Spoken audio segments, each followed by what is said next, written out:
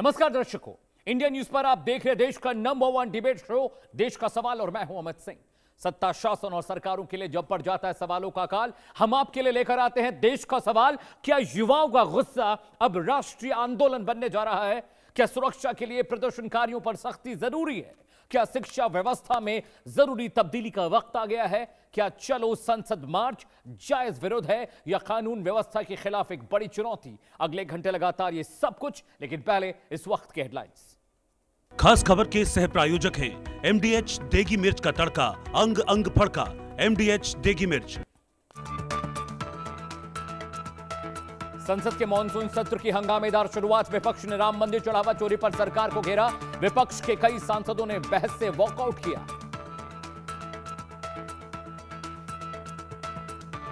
दिल्ली में सीजेपी का प्रदर्शन खत्म। कांग्रेस जनता पार्टी के डेलीगेशन ने अपना ज्ञापन केंद्रीय मंत्री जेपी नड्डा को सौंपा। प्रदर्शन के चलते दिल्ली में कई जगह लगा जाम।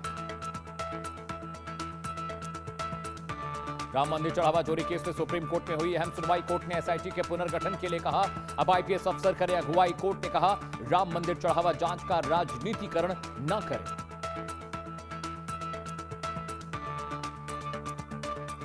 अमेरिकी हमले के जवाब में ईरान का पलटवार। कुवैत में यूएस सैन्य बेस पर ड्रोन अटैक। एयर डिफेंस ने कई ड्रोन हवा में ही मार गिराए। पूरे कुवैत में सायरन और हाई अलर्ट।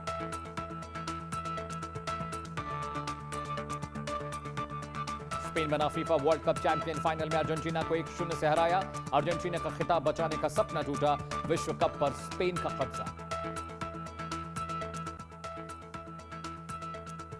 यूएन से पाकिस्तान ने फिर लगाई गुहार। कश्मीर मुद्दे पर मांगा वैश्विक समर्थन।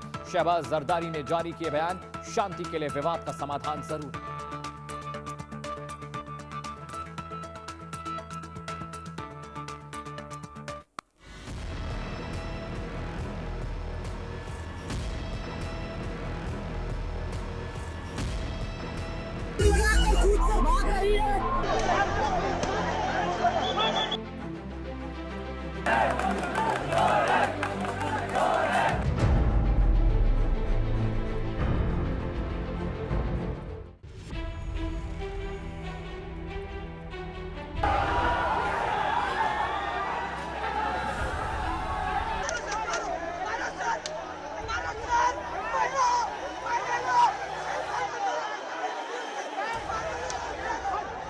सिस्टम के खिलाफ आवाज उठी आज। भाग रही है। राजू चौक से जो जनता निकल चुकी है, जाम कर दिया गया है। बिल्कुल देखो कितने स्टूडेंट यहाँ पर इस टाइम आया हुआ है। संसद के दरवाजे पर युवाओं का गुस्सा। संसद भवन उखाड़ दिया जाएगा। संसद भवन उखाड़ दिया जाएगा और इस्तीफा नहीं मिला उखाड़ दिया जाएगा। दिल्ली में लोकतंत्र का सबसे बड़ा टेस्ट।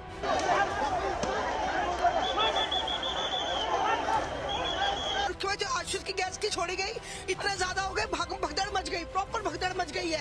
इतनी बड़ी बड़ी ग्रिल है, कोई पार नहीं कर पा रहा। कोई बुजुर्ग गिर रहा है, बच्चे गिर रहे हैं, लड़के गिर रहे हैं, हम पे खुद गिर गई, लेकिन कोई बचाव के लिए नहीं। ऐसा नहीं अब लगा अब गए। लोकतंत्र की परीक्षा, जरूरी है सुरक्षा।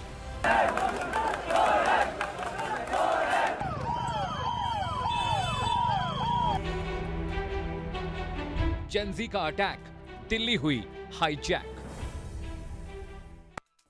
जी हां, आप देख रहे हैं देश का सवाल और देश की सबसे सुरक्षित इमारत, लोकतंत्र का सबसे बड़ा मंदिर और उसके दरवाजे तक पहुंचने की जंग। दिल्ली की सड़कों पर हजारों प्रदर्शनकारी संसद की ओर बढ़ने की कोशिश कर रहे हैं, तो दूसरी तरफ संसद को अभेद्य किले में तब्दील कर दिया गया।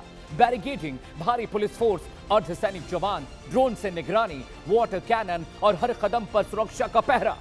सवाल सिर्फ इतना नहीं दर्शकों कि प्रदर्शनकारी संसद तक पहुंच पाएंगे या नहीं। बड़ा सवाल यह है कि क्या लोकतंत्र में जनता की आवाज संसद के दरवाजे तक पहुंचने से पहले ही रोक दी जाएगी या फिर कानून व्यवस्था बनाए रखने के लिए यह सख्त जरूरी है? क्या सरकार विरोध सुरक्षा के चश्मे से देख रही है या विरोध सिर्फ राजधानी में किसी तरह की अराजकता रोकना प्रशासन की जिम्मेदारी है? विरोध का अधिकार कहां तक है और सुरक्षा की सीमा कहां शुरू होती है? क्या अब सच में वक्त आ गया है कि एजुकेशन सिस्टम में बड़े बदलाव किए जाएं? पेपर लीक जैसे मुद्दों पर क्या अब बहुत सख्त कदम उठाने की जरूरत है? सबसे पहले 6 तस्वीरें आपको दिखा रहा हूं। दिल्ली की सड़कों पर कियोस्क मचा रहा। 20 तारीख जब संसद का मॉनसून सत्र शुरू हुआ तो देखिए किस तरह से युवा जेएनजी सड़कों पर उतरा। धर्मेंद्र प्रधान के इस्तीफे की मांग हो रही है, एजुकेशन सिस्टम में तब्दीली की मांग हो रही है, पेपर लीक पर सख्त कदम उठाने की मांग हो रही है। ये 6 तस्वीरें देखिए किस तरह से दिल्ली की सड़कें जंग का मैदान बन गई थी। जी हां, पूरा जो दिल्ली है वो हाईजैक कर लिया था जेएनजीज ने। तस्वीर 1 में देखिए रैपिड एक्शन फोर्स वहां पर एक्शन में दिखाई दे रही है। तस्वीर 2 आपकी स्क्रीन पर है, देखिए किस तरह से वहां पर अब पूरा हजारों लोगों का हुजूम दिखाई दे रहा है। 3 नंबर तस्वीर में देखिए किस तरह से मेट्रो स्टेशन के भीतर क्योस मचा है, वहां पर पुलिस और सीआरपीएफ लोगों को कंट्रोल करने की कोशिश कर रही है। चौथी तस्वीर संसद भवन के गेट के सामने की है, जहां हजारों युवा पहुंचे और वहां पर वाटर कैनन और टीयर गैसेस का इस्तेमाल पुलिस और प्रशासन को करना पड़ा। 5वीं तस्वीर संसद की ही है, जहां पर एक जबरदस्त बैरिकेडिंग करनी पड़ी क्योंकि हजारों लोग संसद की तरफ मार्च कर रहे थे। और 6वीं तस्वीर उस ड्रिल की है जो संसद परिसर के भीतर हुई, जहां पर सीएएसएफ के जवान बंदूक ताने आपको दिखाई दे रहे हैं। इंटरनल सिक्योरिटी देखने वाले दिल्ली पुलिस के जवान गेट की तरफ भागते हुए आपको दिखाई देंगे।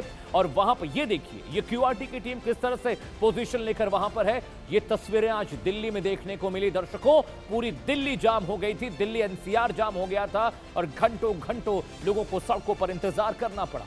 लेकिन ये प्रदर्शनकारी कौन है, इनकी मांगे क्या हैं, अब आपको मैं सुनाने जा रहा हूं। दर्शकों, वो कौन से लोग हैं जिन्होंने प्रदर्शन के दौरान बड़ी बड़ी बातें कही, सुनिए जरा।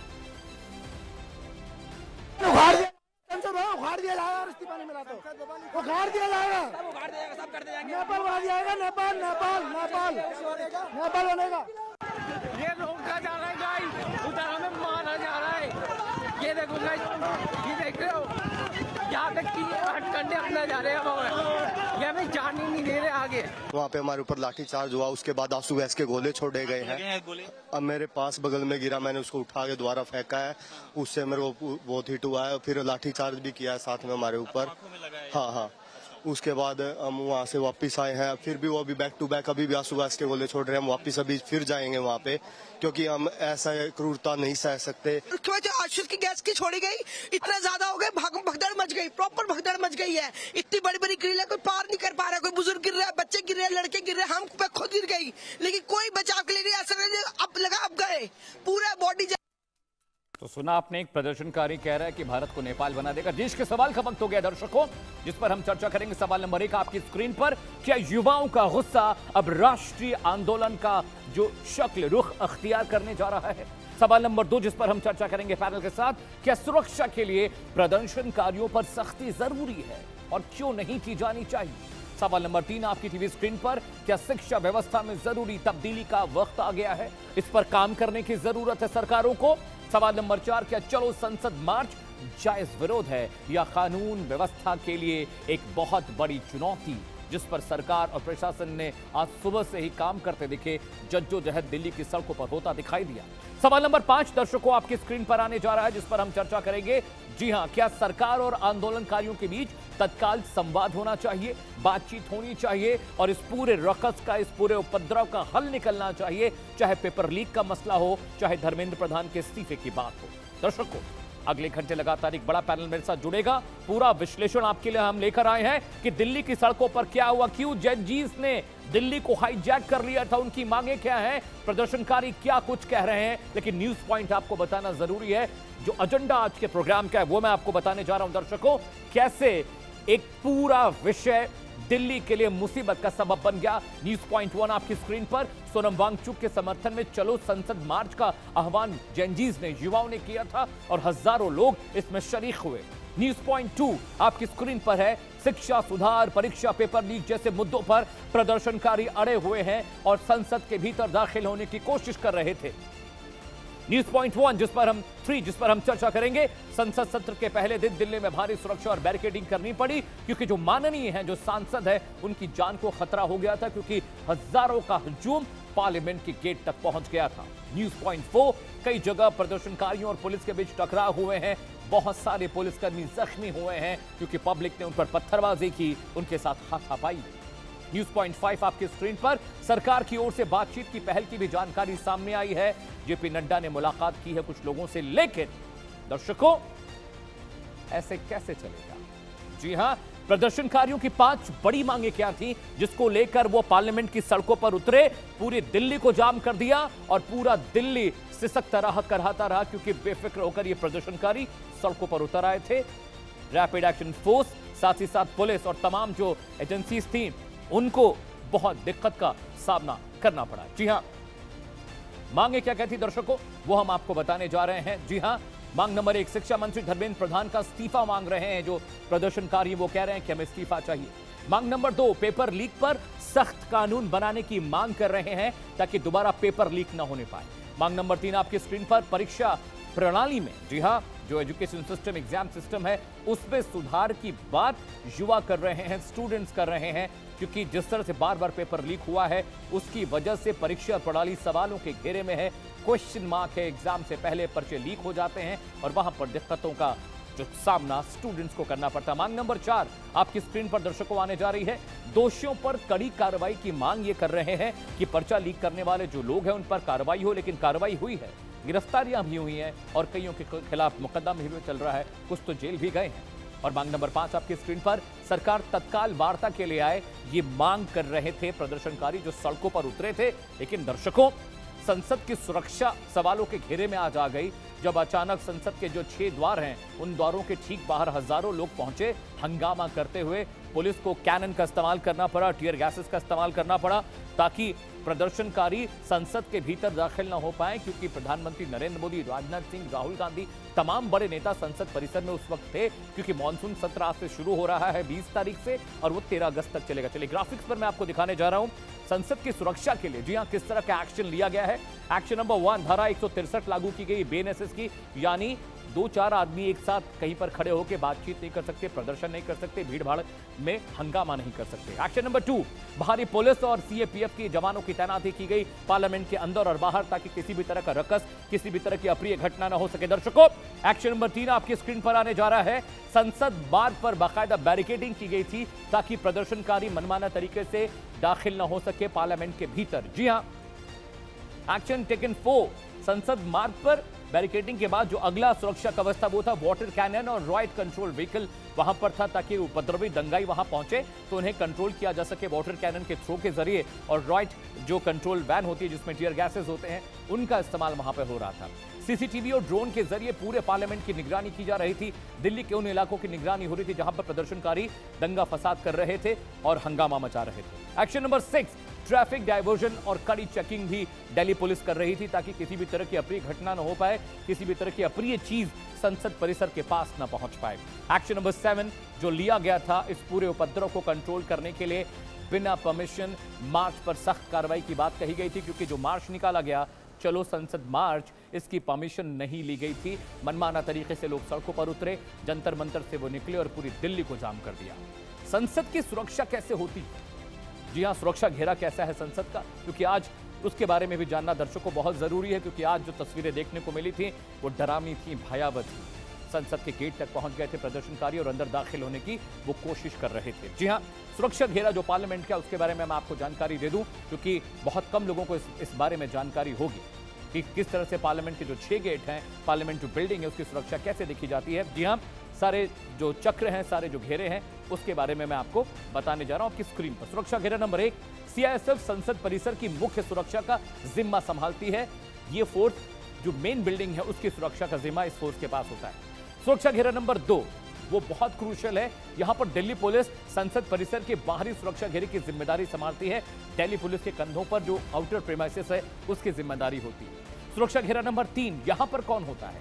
यहां पर सीआरपीएफ और अन्य अर्धसैनिक बल जरूरत पड़ने पर अतिरिक्त सुरक्षा देने के लिए यहां पर होते हैं। In case of emergency they react. जी हां, सुरक्षा घेरा नंबर 4 दर्शकों, जिस पर हम चर्चा भी करेंगे क्योंकि पैनल हमारे साथ जुड़ने वाला है बहुत जल्दी। सुरक्षा घेरा नंबर 4, हर प्रवेश द्वार पर मल्टी लेयर सिक्योरिटी चेक और एक्सरे बैगेज स्कैनिंग होती है ताकि कोई हथियार लेकर या किसी भी तरह की अप्रिय चीज लेकर पार्लियामेंट के जो बिल्डिंग है उसके भीतर दाखिल ना हो पाए। सुरक्षा घेरा नंबर 5, फेस रिकॉग्निशन और स्मार्ट एक्सेस कंट्रोल के जरिए भी वहां पर लोगों की एंट्री को चेक किया जाता है। फेस रिकॉग्निशन कैमरे से यह पहचान होती है कि आने जाने वाले जो लोग हैं कहीं वो क्रिमिनल्स तो नहीं, आतंकवादी तो नहीं।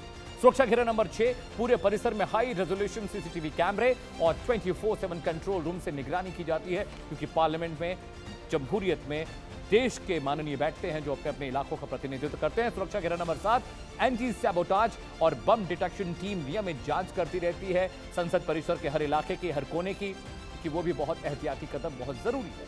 सुरक्षा घेरा number 8, QRT, quick reaction team, जो रिस्पॉन्स टीम है, वो हर वक्त वहां पर तैनात रहती है 24/7, सुबह शाम रात हर वक्त वो टीम वहां पर तैनात होती है। सुरक्षा घेरा नंबर 9, संसद परिसर के ऊपर नो फ्लाई जोन लागू है और हवाई निगरानी की जाती है। वहां पर कोई भी प्लेन ऊपर से फ्लाई करके पार्लियामेंट के ऊपर से नहीं जा सकता, वो नो फ्लाई जोन है। सुरक्षा घेरा नंबर 10, अगला सुरक्षा घेरा, जो विजिटर्स हैं, आगंतुकों के लिए पूर्व अनुमति, डिजिटल पास, कड़ी पहचान सत्यापन भी बहुत जरूरी है। चलिए दर्शकों, एक बड़ा पैनल मेरे साथ जुड़ गया है। अब इस गंभीर विषय पर चर्चा जरूर होनी चाहिए। दिल्ली में जो कुछ हुआ, बीजेपी को भी जवाब देना होगा, कांग्रेस को भी इस बारे में अपनी जो शिकायतें हैं बतानी होंगी, आम आदमी पार्टी को भी अपनी बातें और अपनी शिकायतें रखनी होगी। स्वागत कीजिए विश्वास पाठक साहब का, प्रवक्ता है भारतीय जनता पार्टी के। विशाल लोधी मेरे साथ है, प्रवक्ता है कांग्रेस पार्टी के। और वैभव श्रीवास्तव मेरे साथ हैं, आम आदमी पार्टी का पक्ष रखेंगे। महेश राजपूत जी भी मेरे साथ हैं, इज एजुकेशनिस्ट, शिक्षाविद हैं। इन सब से मैं सवाल पूछूंगा, लेकिन सबसे पहले मैं आम आदमी पार्टी के प्रवक्ता के पास आ रहा हूं। वैभव श्रीवास्तव, आज दिल्ली की सड़कों पर जो रकस दिखाई दिया, उसे लेकर क्या एजेंडा, क्या आप कहना चाहते हैं? अमित जी, आज दिल्ली में जो लाखों प्रदर्शनकारी जुटे, वो भारत माता की खूबसूरती और भारत के संविधान की खूबसूरती को दिखा रहे थे जी। मैं खुद वहां पर था और अभी जस्ट मैं आधे घंटे पहले अभी एक प्राइवेट जगह ऑफिस में बैठ के मैं आपके साथ डिबेट कर रहा हूँ। खुद ये रहा निशान सीधे सीधे जो हमें दिल्ली पुलिस ने दिया हुआ है। दिल्ली पुलिस ने आपने अपने ओपनिंग चैनल्स में खूब सारी बड़ाइयां की कि कितना 4 level of security, 10 level of security, और दिल्ली पुलिस की पता नहीं आप कारगुजारी नहीं दिखा पाए। मैं आपके पास 15-20 मेरे खुद के रिकॉर्डेड वीडियो में अभी आपके मोबाइल अभी मैं चला सकता हूँ, जहां पर बिना किसी उकसावे पे भारत माता की जय, इनकलाब जिंदाबाद के नारे पे वहां पर आंसू गैस के गोले छोड़े गए, पिटाई की। ये मुझे भी जो चोट आई है वो एक प्रदर्शनकारी, एक हमारी 18 साल की एक युवा बच्ची थी, उसको बचाने के चक्कर में। सो क्या मांगे थी, पहले दिन से क्या मांगे थी कि आप एक डायलॉग प्रोसेस में उतरे। ये तो डेमोक्रेसी की खूबसूरती है। संसद से बस 1 किलोमीटर के कम के दायरे में बैठे युवा आपसे क्या चाहते थे कि सरकार उनसे डायलॉग करे। सरकार ने डायलॉग नहीं किया। आज डायलॉग वो शुरू हुआ ना, आज नड्डा साहब ने उनको मिलने के लिए बुलाया, सीजेपी के मेंबर्स को, और उनकी मांगों को लिया ना। क्यों नहीं लिया था पहले? कहां बेशर्मों की तरह छिपके बैठे थे भाजपाई? क्यों इतनी हिम्मत नहीं दिखा पाए कि अपने देश के युवाओं से बात कर सके? और मेरा एक और प्रश्न है उन सभी मीडिया चैनल से जिन्होंने पुरजोर कोशिश की कि ये आंदोलन को बदनाम किया जाए या आंदोलन को दबा दिया जाए। बिना किसी मीडिया सपोर्ट के, बिना किसी भी सपोर्ट सिस्टम के ये लाखों युवा वहां पर जंतर मंतर पर पहुंचे। और केवल जंतर मंतर नहीं, आप मंडी हाउस से आगे आप चल नहीं सकते थे, इस तरह से युवाओं का हुजूम था। वो किसी पार्टी के नहीं थे। मैं एक पार्टी का सपोर्टर हो सकता हूँ, मैं एक पार्टी का प्रवक्ता हूँ, आपके सामने बैठ के बात कर रहा हूँ। वो किसी पार्टी से उनको लेना देना नहीं था। उनकी क्या डिमांड थी? किस और एजुकेशन सिस्टम कोलैप्स कर चुका है, 100 के ऊपर लगातार पेपर लीक्स हो चुके हैं, और नरेंद्र मोदी जी की बेशर्म सरकार अकाउंटेबिलिटी सेट करने के लिए तैयार नहीं। क्या रखा है? क्यों नहीं धर्मेंद्र प्रधान जैसे व्यक्ति इस्तीफा दे रहा है? देना चाहिए ना उनको। विशाल लोधी कांग्रेस के प्रवक्ता हैं। उसके बाद मैं बीजेपी प्रवक्ता के पास जाऊंगा। आप दोनों से सवाल पूछने के बाद, जो मांगे हैं युवाओं की, वो जायज मांगे हैं, नाजायज मांगे हैं, ये एक अलग विषय है। पेपर लीक कितना बड़ा मुद्दा है देश के लिए, धर्मेंद्र प्रधान का इस्तीफा कितना बड़ा मुद्दा है देश के लिए, एजुकेशन पॉलिसी, एजुकेशन सिस्टम में तब्दीली कितना बड़ा मुद्दा है देश के लिए, ये अलग डिबेट है। ये पार्टी के लिए एजेंडा हो सकता है, हमारे लिए नहीं। लेकिन जिस तरह से आज पूरा क्योस हुआ, आपकी जो मांगे थी, उस मांग के लिए आपको जंतर मंतर पर जगह दी गई थी, आप वहां पर प्रोटेस्ट कर रहे थे। Vaibhav Srivastava, do not interrupt me, I am not asking from you. मैं आपके पास आऊंगा, when I'll come to you then only you can reply। Vaibhav ji, have some patience, मैं आपके पास आऊंगा, आप मुझे बताइएगा। तो विशाल लोधी जी, मैं ये समझना चाह रहा हूं कि आपकी मांगे और आप देश की चिंता करते हैं, आप एजुकेशन सिस्टम को लेकर चिंतित हैं, युवा पेपर लीक से परेशान है, ये तमाम बातें समझ में आती हैं विशाल जी। लेकिन दिल्ली में आज जो केओस हुआ, जो दिक्कतें हुई, जो परेशानी हुई, उसके परिप्रेक्ष्य में भी आपसे समझना चाहता हूं, और इस आंदोलन को किस तरह से आप देख रहे हैं, ये कितना जरूरी था करना, कितना जरूरी था जंजीस का सड़कों पर आना। विशाल लोधी। देखिए अमित जी, जिस तरह दिल्ली, जब भी कोई देश में प्रदर्शन होता है, देश में आक्रोश होता है, तो कहीं ना कहीं आज जिस दिल्ली को जिन परेशानियों का सामना करना पड़ रहा है, ये मुद्दा तो उन्हीं के परिवार से जुड़े युवाओं का है। आप देखिए कि भारत देश का युवा सड़कों पर प्रदर्शन कर रहा है, किस लिए कर रहा है? सरकार की जो पेपर लीक जैसी नीतियां हैं, लगातार पेपर लीक नहीं हो रहा है। हमारे नेता तो राहुल गांधी कह रहे हैं कि ये पेपर लीक नहीं है, ये बच्चों के भविष्य को बर्बाद करने का प्रयास किया जा रहा है। संसद में आज हमारे राष्ट्रीय अध्यक्ष मल्लिकार्जुन खड़गे जी ने क्या कहा कि आज जंतर मंतर पर छात्रों के, वो छात्र जो अपने हक हुकूक की बात कर रहे थे, अपने भविष्य को लेके उस जंतर मंतर पर अपने मुद्दे रखने गए थे, सरकार से अपनी मांग को रखने गए थे। आज ऐसा क्या हुआ कि सरकार उन छात्रों पर लाठीचार्ज कर रही है जो छात्र भारत देश के भविष्य हैं। 92 से ज्यादा परीक्षाएं लीक हो चुकी होंगी। 2014 से यदि अमित जी आंकड़ा उठा के देखूंगा तो 152 से ज्यादा पेपर लीक हो चुके हैं। बिल्कुल। आज पूरा भारत देश जो है वो बेरोजगारी की मार को झेल रहा है, मगर सरकार आज धर्मेंद्र प्रधान से इस्तीफा लेने की बजाय छात्रों पर लाठी चला रही है। अरे मैंने कुछ तो वीडियो ऐसे देखे कि पत्थर लगी जो गाड़ियां वहां खड़ी की गई थी। अब तो ये देखिए कि लाठी चार्ज और वाटर कैनन से छात्रों को जो घायल किया गया है। आज ये सरकार, मैं तो सरकार पे आरोप लगा रहा हूं, मैं शंका जाहिर कर रहा हूं कि इससे बड़ा आज वहां पे कांड हो सकता था जंतर मंतर पर। मगर आज कहीं ना कहीं मीडिया के भी दो रूप है, एक रूप जो सरकार के साथ है, दूसरा रूप जो आज इस देश के आम जनमानस के साथ है। आज उनके द्वारा षड्यंत्र को पर्दाफाश किया गया। तो अमित जी, गंभीर विषय है, 6.5 करोड़ अभ्यर्थियों के भविष्य का विषय है। ये आज चर्चा होनी चाहिए। हमारा देश युवाओं का देश है। आज हमारे राहुल गांधी देखिए पूरे देश में छात्रों की गूंज का प्रोग्राम करने की क्यों जरूरत पड़ गई? क्योंकि वो जान रहे हैं कि जब इस देश का युवा ही बेरोजगार होगा, हताश होगा और रोडों पर आके लाठी खा रहा होगा, तो ये देश जो है इसका भविष्य सुदृढ़ नहीं होगा। Alright. आज देश का भविष्य अंधकार में है। आज एक छोटी सी अमित जी बात कहना चाहता हूँ, एक बात पूरी हो जाए। हमारे देश के प्रधानमंत्री जी परीक्षा पर चर्चा करने आते हैं, बताते हैं बच्चों को कि सुबह ऐसे उठना चाहिए, पढ़ाई ऐसे करनी चाहिए, पेपर की इस तरह तैयारी करनी चाहिए। इतना ज्ञान हमारे प्रधानमंत्री जी पेपर को लेके जो इतना गंभीर रहते हैं, तो एक पेपर लीक पर चर्चा क्यों नहीं करते? प्रधानमंत्री देश के सामने आना चाहिए। युवाओं का देश है। आज सबसे बड़ा प्रश्न है, आज प्रधानमंत्री जी की जवाबदेही का प्रश्न है कि ऐसा कौन सा रिश्ता है वो धर्मेंद्र प्रधान से निभा रहे हैं। आज चलिए विशाल लोधी, जवाब ले लेता हूं। विश्वास पाठक साहब हैं, आपके सवाल मेरे जहन में भी हैं, यही सवाल मैं पूछ रहा हूं। विश्वास पाठक साहब, मैं आपके पास आखिर में इसीलिए आया ताकि मैं विपक्ष को सुन लूं, उसके बाद आपसे सवाल करूंगा। पेपर लीक का मसला बहुत गंभीर है, और जैसा कि विशाल लोधी ने कहा कि प्रधानमंत्री नरेंद्र मोदी मन की बात करते हैं, बच्चों के एजुकेशन सिस्टम पर अक्सर वो बात करते रहते हैं, युवाओं से जुड़ते रहते हैं, और युवा बहुत करीब है प्रधानमंत्री नरेंद्र मोदी के, चाहे वो स्पोर्ट्स फील्ड की बात कर लें, चाहे वो टेक्नोलॉजी की बात कर लें या और क्षेत्रों में।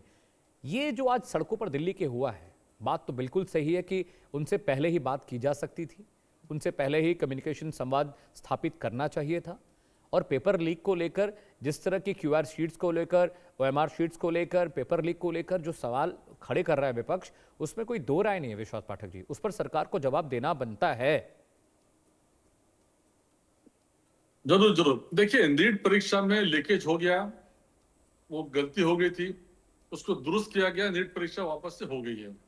अभी मैं आपको बताना चाहता हूँ कि संसद एक ऐसी जगह है वहां पर किसी भी प्रकार की चर्चा हो सकती है। अब नीट विषय से लेकर भी चर्चा हो सकती है। आज हमारे सभापति महोदय बार बार बता रहे थे कि नीट पे भी हम चर्चा करेंगे, लेकिन संसद के कुछ नियम है, कानून है, उस प्रकार से उसको लिया से जा सकता है। अभी कांग्रेस और जो प्रतिपक्ष के लोग हैं, इनका एक पैटर्न बन गया है, जब भी पार्लियामेंट का सेशन आता है तो पहले दिन पार्लियामेंट के प्रोसीडिंग्स कैसे हम एडजॉर्न करें, कैसे बंद करें, इसी का पूरा प्रयास करते रहते हैं। इनको लोगों के विषयों से लेना देना नहीं है। जो लोकोपयोगी जो हमारी स्कीम्स है उसके ऊपर हमें चर्चा करना है, जबकि हम प्रोसीडिंग्स भेजते हैं, एजेंडा भेजते हैं, लेकिन उसमें उनको इंटरेस्ट नहीं रहता है। उनको केवल रास्ते पर आकर इस प्रकार का तमाशा करना है।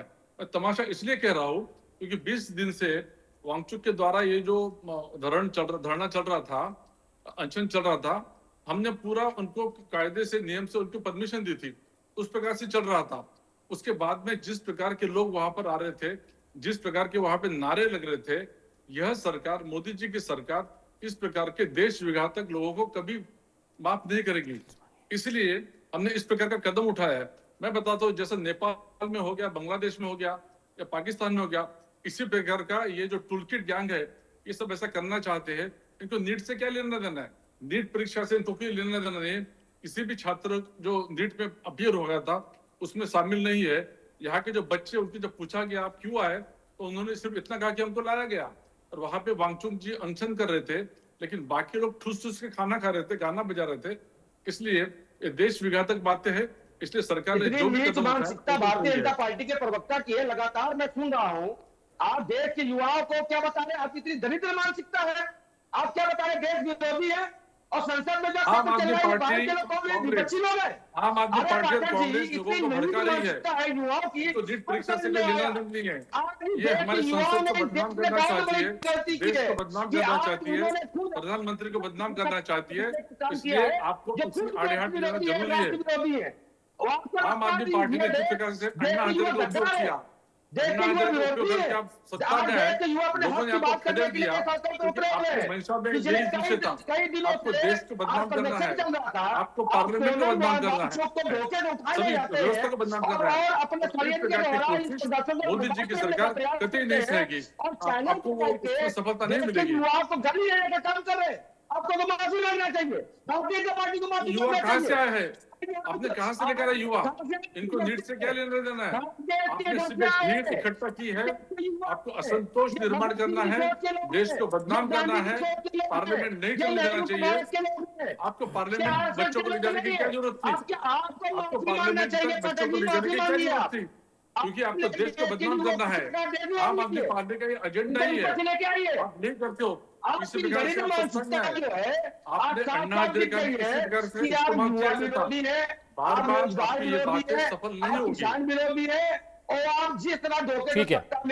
ठीक है विश्वास लोधी साहब, विश्वास पाठक साहब, विशाल लोधी साहब। अमित जी एक मिनट, अमित जी इनसे कहिए माफी मांगे, इन्होंने देश के युवाओं को विरोधी बोला, इनको तुरंत माफी मांगनी पड़ेगी। मैं भी युवा हूँ, आप भी युवा, या पैसे पैनल में अधिकतर लोग युवा है और इस देश के भविष्य है। हम लोग वहां प्रदर्शन कर रहे थे, वो भी देश के भविष्य है।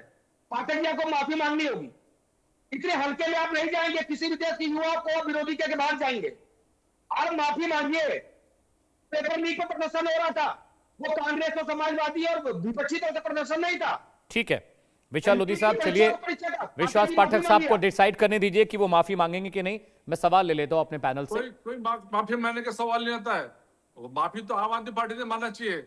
आप लोगों के माथे भड़का रहे हो। अन्ना हजारे का इसी प्रकार से उपयोग किया था। एक एक करके जब इंक्वायरी होगी, किस बच्चों को हमने क्या सिखाया था, वो सब उजागर होगा। ठीक है Vishal Lodhi, stay with me, stay with me. Vishal Lodhi, stay with me, stay with me. Mahesh Rajput मेरे साथ है, शिक्षाविद है, एजुकेशनिस्ट हैं। महेश, आप इस पूरे मामले को कैसे देख रहे हैं? क्या आपको भी लगता है कि सरकार पेपर लीक को लेकर, एजुकेशन सिस्टम को लेकर और तमाम जो शिकायतें हैं विपक्ष की, जेनजीज की, उसके लिए सरकार काम नहीं कर रही है? आपको लगता है सरकार फिक्रमंद नहीं है? You are on mute Mahesh Rajput, unmute yourself. Mahesh please unmute yourself.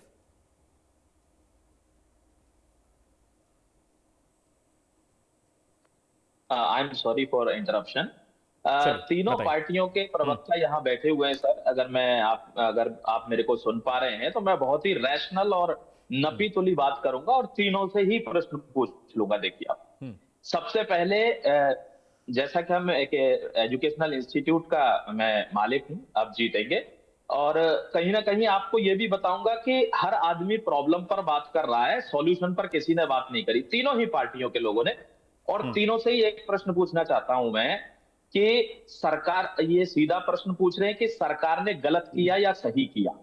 इस पर आ जाते हैं। सबसे पहले देखिए, ये मुद्दा इतना आसान नहीं है जितना ये अपने अपने तरफ से बोल रहे हैं। अगर इसको आप रैशनली देखेंगे तो जो सोनम वांगचुक जी हैं, उनका जो मुख्य एनजीओ है सर, एक student educational and cultural movement करके लद्दाख में उनका एक एनजीओ है, उसको फंडिंग आती है एफसीआरए के थ्रू और फोर्ड फाउंडेशन से फंडिंग आती है। वो सरकार ने कहीं ना कहीं ब्लॉक कर दिया है सर। उसके लिए भी उनका एक ग्रज है, अपने अंदर उनके एक दिक्कत है। लेकिन यहां जो प्रोटेस्ट चल रहा था वो चल रहा था स्टूडेंट्स के लिए, नीट के लिए प्रोटेस्ट। और बहुत अच्छी बात है, सरकार को अकाउंटेबिलिटी लेनी चाहिए, मैं बिल्कुल साफ तौर पर बोल रहा हूं, और बात भी करनी चाहिए। सब सरकार की सबसे बड़ी गलती क्या है कि आप मौन हो जाते हैं, और जब कोई व्यक्ति मौन हो जाता है तो या तो उसको घमंडी समझा जाता है या उसको समझा जाता है कमजोर। तो कमजोर समझा जाएगा तो जनता पार्लियामेंट पे पहुंच जाएगी सर, और आपको घमंडी समझा जाएगा तो फिर रोष उखड़ता है। तो सरकार की यह गलती रही है कि उनको बात जरूर कर लेनी थी, कुछ रिप्लाई करना था। लेकिन साथ ही कांग्रेस पार्टी और आम आदमी पार्टी की तरफ से भी मैं एक बात कह देना चाहता हूं, आपसे पूछना चाहता हूं, सारे ही लोग जवाब देंगे कि यहां पार्लियामेंट पर अटैक हो चुका है एक बार, और ये उमर अब्दुल्ला साहब भी जम्मू कश्मीर से 20 तारीख को ही आ रहे हैं, और यहां ये एक डेट निश्चित की गई है कि 20 तारीख को आएंगे। अगर आंदोलन की ही बात है तो अभी अभी राहुल गांधी जी ने एक बहुत बड़ी रैली करी थी, भारत जोड़ो रैली। कोई बहुत ज्यादा फर्क नहीं पड़ा सर। अगर उससे फर्क नहीं पड़ा तो यहां इतना बड़ा क्या आंदोलन हो जाएगा। दूसरी सबसे महत्वपूर्ण बात मैं पूछना चाहता हूं आम आदमी पार्टी से भी, कांग्रेस से भी और बीजेपी से भी था, कि एक व्यक्ति जो याकूब मेनन के केस की पैरवी करता है वो वहां मौजूद होता है। एक महिला जो हामिद अंसारी जी के परिवार से आती हैं और वहां गाना गाती हैं पाकिस्तान के एक पोएट की, के नाम रहेगा अल्लाह का, और ठीक उसी टाइम पर प्रकाश राज आते हैं और वो कहते हैं कि आपको जय श्री राम बोलना है, हम जय संविधान बोलेंगे। जय संविधान तो हम भी बोलेंगे भारत के नागरिक होने के नाते, लेकिन अगर नाम रहेगा अल्लाह का, इसका समर्थन है, सपोर्ट है, इसका सम्मान है भारत में, तो फिर जय श्री राम आपको गलत नहीं लगना चाहिए। अब इसको अगर पॉलिटिसाइज कर दिया इन लोगों ने, तो आप मुझे बताइए कि वो पेरेंट्स कहां हैं उस मंच पर जिनके के बच्चों की मौत हो गई या जिनके बच्चों का देहांत हो गया, जिन्होंने सुसाइड कर ली। अगर ये